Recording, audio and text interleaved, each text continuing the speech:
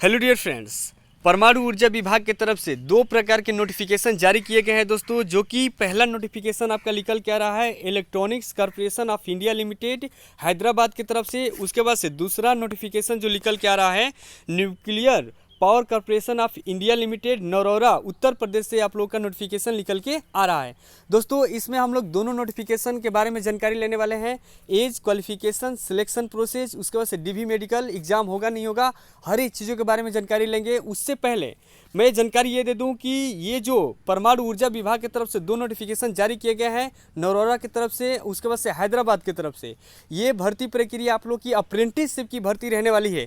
तो जो कैंडिडेट अगर डिप्लोमा किया है, ITI किया है या ग्रेजुएशन किया है तो वो लोग क्या कर सकते हैं कि यहाँ पर अप्रेंटिस कर सकते हैं, यहाँ पर नरोरा से, उसके बाद से हैदराबाद से। तो इसमें हम लोग हर एक चीज़ों के बारे में जानकारी लेंगे दोस्तों। तो सबसे पहले मैं यहाँ पर nuclear corporation of India limited Narora का नोटिफिकेशन ओपन किया है, इसके बारे में अच्छे से देख लेते हैं। एक एज क्वालिफिकेशन सिलेक्शन प्रोसेस, उसके बाद से डीवी मेडिकल, हर एक चीज़ों के बारे में जानकारी ले लेते हैं। ठीक है दोस्तों। तो सबसे पहले यहाँ पर ये निकल के आ रहा है कि 13/9/2024 से लेकर के 3/10/2024 तक इस फॉर्म को आप लोग अप्लाई कर सकते हैं। उसके बाद से नीचे की तरफ आ रहे हैं कि नहीं, तो ये जो नरोरा NPCIL नरोरा जिला बुलंदशहर जो उत्तर प्रदेश में पड़ता है, ये 1961 1962 दोनों नियम के तहत आप लोग अप्रेंटिस कर सकते हैं। तो किस किस ट्रेड के अप्रेंटिस करेंगे कि नहीं, तो यहाँ पर ट्रेड अप्रेंटिस, डिप्लोमा अप्रेंटिस है, उसके बाद से स्नातक अप्रेंटिस है। ट्रेड अप्रेंटिस में आप लोग ITI पास जो कैंडिडेट है यहाँ पर क्या कर सकता है कि एलिजिबिलिटी क्राइटेरिया अगर फॉलो करता है तो क्या कर सकता है, यहाँ फॉर्म अप्लाई करके अप्रेंटिस कर सकता है। ठीक है। अब चलिए नीचे की तरफ आते हैं कि नहीं, तो यहाँ पर नीचे ये देखने को मिल रहा है कि ट्रेड कौन कौन से है और आप लोग का कितनी पोस्टें हैं। ठीक है, समय अवधि क्या रहना है, आयु क्या है, हर एक चीज़ों के बारे में यहाँ पर है। तो इसको भी देख लेते हैं। तो ये देखिए, सबसे पहले आप लोग का यहाँ पर ITI फीटर के लिए संख्या पदों की कितनी निकली है, तो 25 है। ठीक है दोस्तों। उसके बाद से आयु सीमा के बारे में जानकारी दे दूँ कि 18 से 24 वर्ष के बीच में आते हैं कि नहीं, तो इस फॉर्म को ईजिली अप्लाई कर सकते हैं। इलेक्ट्रीशियन, उसके बाद से इलेक्ट्रॉनिक्स, तीनों कैंडिडेट ही क्या कर सकते हैं कि यहाँ पर अप्लाई कर सकते हैं।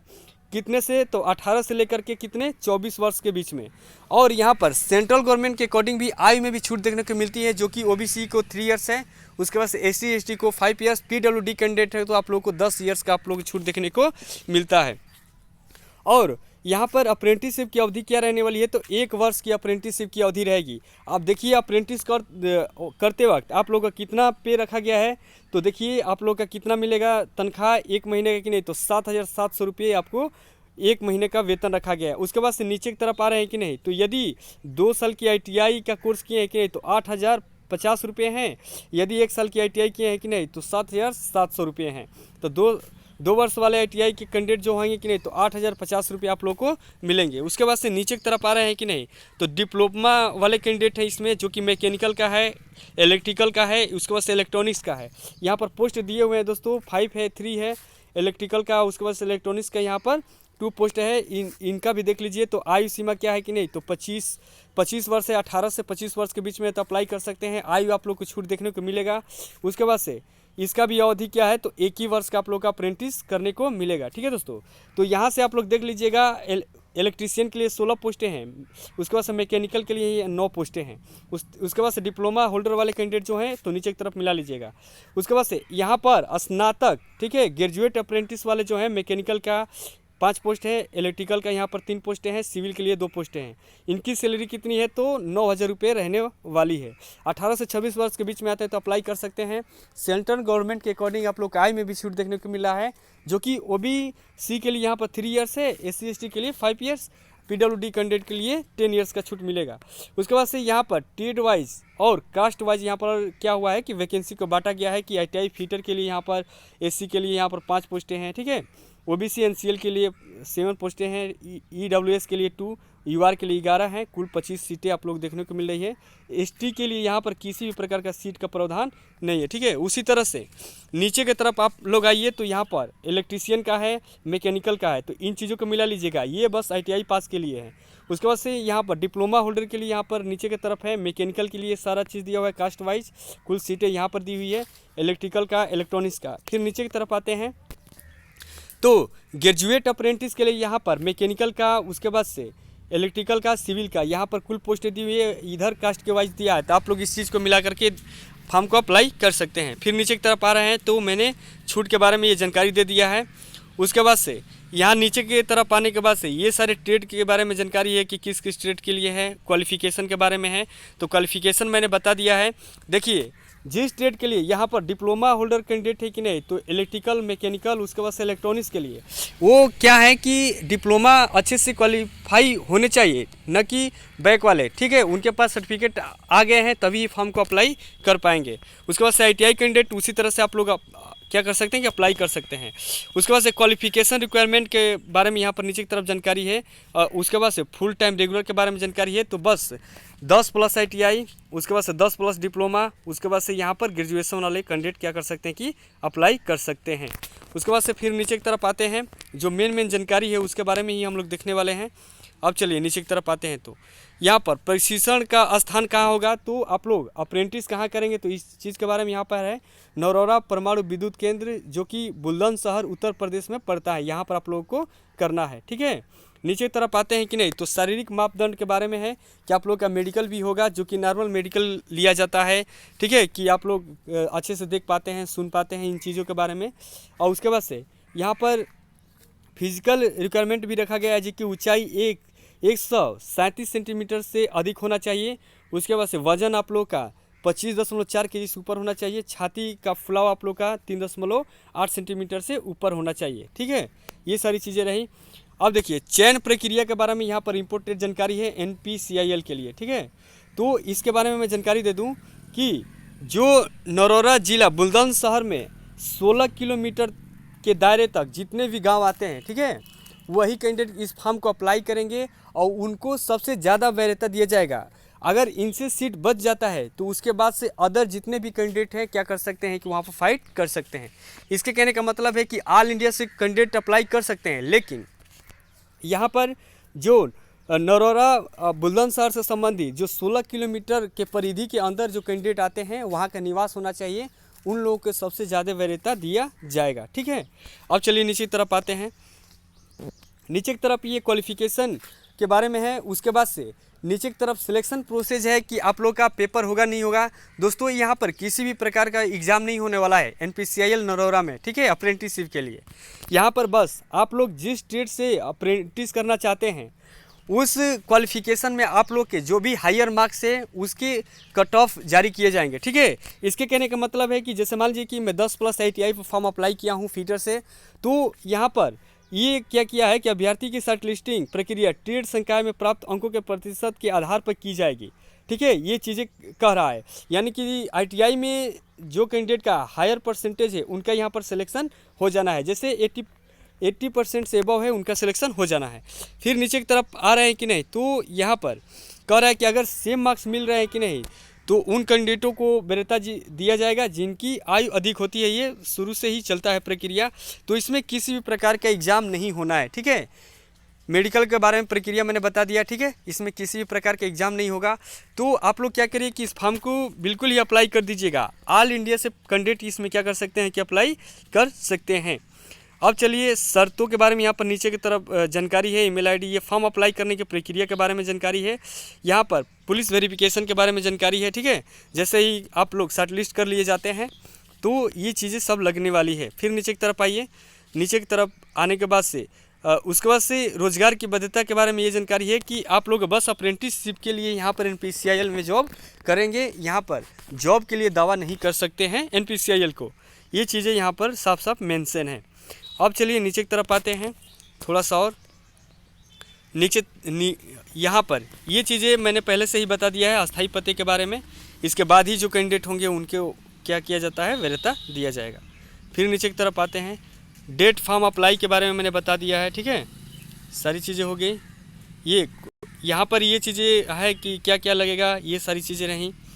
लगभग मैंने सब कुछ बता ही दिया है। जो मेन इंपॉर्टेंट नोटिफिकेशन के अकॉर्डिंग होना चाहिए वो सारी चीज़ें मैंने बता दिया। NPCIL नरौरा अप्रेंटिस भर्ती में किसी प्रकार का नोटिफिकेशन कोई दिक्कत होता है कमेंट जरूर करिएगा, मैं जल्द से जल्द रिप्लाई कर दूंगा। अब चलते हैं किस पे, तो यहाँ पर चलते हैं electronics corporation of India limited. ये देखिए यहाँ से परमाणु ऊर्जा विभाग में ही यहाँ पर भर्ती निकल के आई है, जो कि हैदराबाद से निकल के आ रहा है। दोस्तों यहाँ पर मैं बता दूं कि ये भी अप्रेंटिसशिप की भर्ती रहेगी, परमाणु ऊर्जा विभाग में ही रहेगी। किसके लिए रहता है, तो electronics corporation of India limited के लिए रहेगा, जो कि आप लोग का सेंटर कहाँ पर पड़ेगा, तो हैदराबाद में। उसके लिए एनपीसीआईएल के लिए कहाँ पड़ा था, तो नरोरा में। इसके लिए कहाँ पड़ेगा, तो हैदराबाद में। ठीक, इस चीज़ को कंफर्म कर लीजिएगा। अब चलिए इसमें देख लेते हैं कि सिलेक्शन प्रोसेस क्या है। ठीक है, एज, ठीक, और डीवी मेडिकल पेपर होगा नहीं होगा, हर एक चीज़ों के बारे में देख लेते हैं नोटिफिकेशन के अकॉर्डिंग। चलिए अब आते हैं नीचे, तो ये है नोटिफिकेशन कब आया है, इसके बारे में यहाँ पर नीचे ये डेट दिया हुआ है दोस्तों। ठीक है, अब देखिए अप्रेंटिसशिप के लिए वही नियम है आप लोगों का 1961। ठीक, उसके बाद से अब चलिए यहाँ पर नीचे की तरफ आते हैं कि नहीं, तो यहाँ पर इलेक्ट्रॉनिक्स मैकेनिक के लिए यहाँ पर 162 सीटें हैं कुल। यहाँ पर कास्ट वाइज वैकेंसी दिया हुआ है, इस चीज़ को देख लीजिएगा। यूआर के लिए यहाँ पर 64 है। ठीक है, उसके बाद ईडब्ल्यूएस के लिए 16, ओबीसी के लिए 45, एससी के लिए 24, एसटी के लिए 13 है। इलेक्ट्रीशियन के लिए उसी तरह से दिया है, 70 सीटें हैं, कास्ट वाइज इधर दिया हुआ है, इसको मिला लीजिएगा। फीटर से आप लोग आईटीआई किए हुए हैं तो इसको भी मिला लीजिए, 70 यहाँ पर सीटें हैं, कुल मिलाकर के 28। उसके बाद से यूआर में ईडब्ल्यूएस में 7 है, ओबीसी के लिए 19 है। उसके बाद से एससी के लिए यहाँ पर 11, एसटी के लिए 5 सीटें हैं। उसी तरह से मैकेनिकल का है, टर्नर का, मशीनिस्ट का है, मशीनिस्ट ग्राइंडर का है, कोपा का भी दिया हुआ है दोस्तों। यहाँ पर जो भी कैंडिडेट अगर आईटीआई कोपा से किया हुआ है कि नहीं, तो यहाँ पर सुनहरा मौका है अप्रेंटिस करने के लिए। बेलर का भी है, पेंटर का भी है। ठीक, इस चीज़ को मिला लीजिए। कुल अप्रेंटिस यहाँ पर कितना निकल के आ रहा है, तो 437 अप्रेंटिस सीट निकल के आ रहा है। और उसके बाद से यहाँ पर 17 सीट जो रखा गया है पीडब्ल्यूडी कैंडिडेट के लिए रखा गया है। ठीक, पीडब्ल्यूडी कैंडिडेट वे आते हैं जो विकलांग होते हैं 40% से, ठीक है, अधिक, ये वाली चीज़। ठीक, अब चलिए एज के बारे में ये जानकारी है कि अगर आप लोग 18 से 25 वर्ष के बीच में, ठीक है दोस्तों, 18 से 25 वर्ष के बीच में आते हैं कि नहीं, तो इस फॉर्म को इजीली अप्लाई कर सकते हैं। उसके बाद से मैं बता दूं कि सेंट्रल गवर्नमेंट के अकॉर्डिंग आप लोग को आय में भी छूट देखने को मिल रही है, जो कि ओबीसी के लिए 28 वर्ष हो जाएगा, एससी एसटी के लिए 30 वर्ष हो जाएगा, पीडब्ल्यूडी कैंडिडेट के लिए 10 ईयर्स हो जाएगा। ठीक, अप्रेंटिसशिप का पीरियड क्या रहने वाला है, तो टाइम आप लोग का बस 1 ही वर्ष रहेगा। ठीक है, 1 वर्ष 1 ईयर रहेगा 1/9/2024 से। उसके बाद से यहाँ पर क्वालिफिकेशन क्या रखा गया है, तो ये देखिए क्वालिफिकेशन आप लोग का रहेगा बस आईटीआई पास कैंडिडेट ही फॉर्म को अप्लाई करेंगे। उसके बाद से कौन वाले, तो एनसीवीटी वाले, एससीबीटी जो राज्य सरकार से आईटीआई किए हैं वे कैंडिडेट क्या कर सकते हैं, इसमें अप्लाई नहीं कर पाएंगे। जो सेंट्रल गवर्नमेंट से आईटीआई किए हैं, ठीक है, भारत सरकार वाला आईटीआई, वही कैंडिडेट इसमें क्या करेंगे कि इस फॉर्म को अप्लाई करेंगे। मेथड ऑफ सिलेक्शन के बारे में जानकारी यहाँ पर है कि कैंडिडेट जो आईटीआई है कि नहीं, तो आईटीआई में जितने मार्क्स लाए होंगे उसके मेरिट बेस ही सिलेक्शन होना है। ठीक है दोस्तों, तो जितने भी अप्रेंटिसशिप की भर्तियाँ निकल रही हैं सब मेरिट बेस ही सिलेक्शन करा रही हैं। इसके कहने का मतलब है कि जिन कैंडिडेटों का आईटीआई में अच्छे मार्क्स बने हैं तो वो बिल्कुल ही क्या कर जाएंगे कि अच्छे से यहाँ पर सिलेक्शन ले लेंगे। ठीक है, लेकिन यहाँ पर एक चीज़, यहाँ पर नोटिफिकेशन में ये चीज़ देखने को मिल रहा है कि जो 70% सीट है, ठीक है, ECIL के लिए, तो 70% जो सीटें रखी गई हैं वो सीटें क्या है कि गवर्नमेंट आईटीआई से जो किया रहेगा कैंडिडेट उसके लिए रिजर्व रखी गई हैं। उसके बाद से जो सीटें 30% बचती हैं वो अदर के लिए, ठीक है, यहाँ पर प्राइवेट आईटीआई के लिए रखा गया है। अब वेरिफिकेशन ओरिजिनल डॉक्यूमेंट के बारे में यहाँ पर डेट मेंशन भी है, 7/10/2024 से लेकर 9/10/2024 के बीच में होगा। और कहाँ होगा, तो इस चीज़ को देख लीजिए तो electronics corporation of India limited, कहाँ पर, नालंदा कॉम्प्लेक्स, ठीक है, ये दिया है हैदराबाद में। पिन कोड भी दिया है, फ़ोन नंबर भी यहाँ पर दिया है, यहाँ पर कॉल करके बात भी कर सकते हैं। अब चलिए जनरल कंडीशन के बारे में जानकारी है, तो ये फॉर्म अप्लाई करते वक्त क्या क्या लगना है, कास्ट में छूट चाहिए तो सब भारत सरकार का ही लगता है, ये चीज़ें बोल रहा है। उसके बाद हाउ टू अप्लाई, अब यहाँ पर एक चीज़ का बस प्रॉब्लम है, ठीक है दोस्तों, इसके बारे में बता दूं कि जो ये भर्ती अप्रेंटिसशिप का निकल के आ रही है, ये भर्ती बस तेलंगाना स्टेट के लिए है। इसके कहने का मतलब है कि जो तेलंगाना राज्य के कैंडिडेट हैं बस वही क्या कर सकते हैं कि इस फॉर्म को अप्लाई कर सकते हैं ECIL के लिए। ठीक है दोस्तों, ये चीज़ें यहाँ पर बोल रहा है। अब चलिए नीचे की तरफ आते हैं, तो ये कहने का मतलब है कि ऑल इंडिया कैंडिडेट अप्लाई नहीं कर पाएंगे। सब चीज़ों को मैं बता दूं, बस तेलंगाना राज्य के ही कैंडिडेट यहाँ पर अप्लाई करेंगे। अब चलिए नीचे की तरफ आ रहे हैं कि नहीं, तो 13/9/2024 से लेकर के 29/9/2024 तक 12 बजे रात तक क्या कर सकते हैं, इस फॉर्म को अप्लाई कर सकते हैं। अब चलिए और नीचे की तरफ आते हैं, तो जो चीज़ें हैं उसके बारे में हम लोग अच्छे से देख लेते हैं। नो टीएडीए के बारे में जानकारी है, तो आप लोग को पता ही है कि जब ये अप्रेंटिस होता है तो इसमें टीएडीए कुछ नहीं मिलता है। अब देखिए यहाँ पर फॉर्म कब से कब तक अप्लाई कर सकते हैं, तो 13/9/2024 से लेकर के 29/9/2024 तक फॉर्म का अप्लाई कर सकते हैं। डॉक्यूमेंट वेरिफिकेशन, जैसे ही मेरिट लिस्ट तैयार किया जाएगा भर्ती के अकॉर्डिंग, भर्ती 1.5 गुना कैंडिडेट को क्या किया जाएगा, शॉर्ट लिस्ट किया जाएगा ITI पास कैंडिडेटों के लिए जिनका मेरिट हायर रहेगा। उसके बाद उनका क्या होगा कि 7/10/2024 से लेकर के 9/10/2024 यानी कि कितने तक कि 7, 8, 9 यानी कि 3 दिन तक आप लोग का डॉक्यूमेंट वेरिफिकेशन चलेगा। उसके बाद से ज्वाइनिंग जो लेटर आने वाला है आप लोग का 28/10/2024 से लेकर के 30/10/2024 तक होगा।